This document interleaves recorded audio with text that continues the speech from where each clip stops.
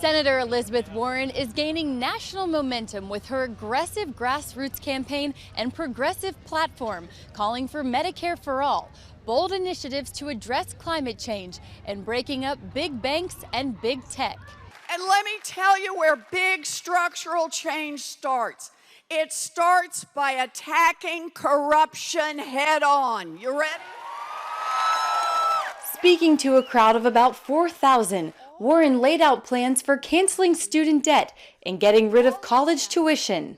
And we can provide tuition-free technical school, 2-year college, and 4-year college for anyone who wants to get an education. In promising all this and more, she plans a wealth tax on anyone with more than $50 million in assets who would pay an additional amount for each dollar over $50 million. 2 cents. And we can make an investment in an entire generation. But other candidates challenge her plans and the math, particularly covering Medicare for all. At least Bernie's being honest here and saying how he's going to pay for this and that taxes are going to go up. And I'm sorry, Elizabeth, but you have not said that. And I think we owe it to the American people to tell them where we're going to send the invoice. Many at the town hall tell CBN News they're on board with universal health care. I think that the arguments against giving people a fair shot at health care are ridiculous. I do think that health care should be something that we consider as a right and not a privilege. And believe she'll find a way to pay for it. I think that, she has a plan, and there are much smarter people than me thinking about it, so. Even if it means higher taxes for the middle class. We're already paying it. Other Virginia Democrats still don't know whom they'll support.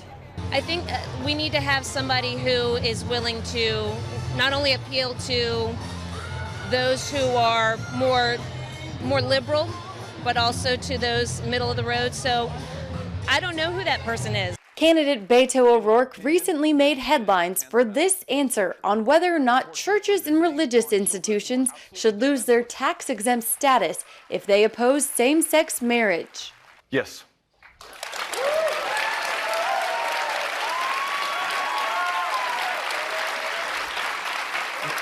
There can be no reward, no benefit, no tax break for anyone or any institution, any organization in America that denies the full human rights and the full civil rights of every single one of us. Warren told CBN News she disagrees. We have a long tradition in our country of permitting churches to make their own decisions about how they worship.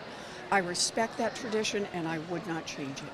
With the first caucuses still a few months away, the question remains if Senator Warren can maintain her steady rise in the polls through when it matters most. Reporting from Norfolk, Virginia, Abigail Robertson, CBN News.